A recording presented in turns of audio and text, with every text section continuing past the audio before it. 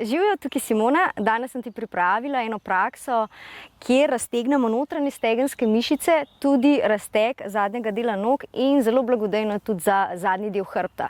Tako da kar začnemo. Noge damo narazen, tako da je prijetno, kolena so lahko tudi pokrčena. Stopala imamo lahko zdaj v špički ali pa v fleksiji, lahko pa čisto sproščena.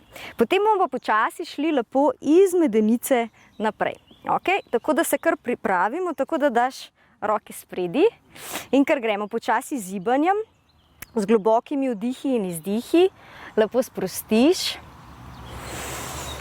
kar počasi, nič na silo. Želimo najprej približati trebušček ob podlago, potem prsni koš in če bo šlo, sprostimo še roki, ramena. Ta položaj zadržimo nekaj vdihov in izdihov.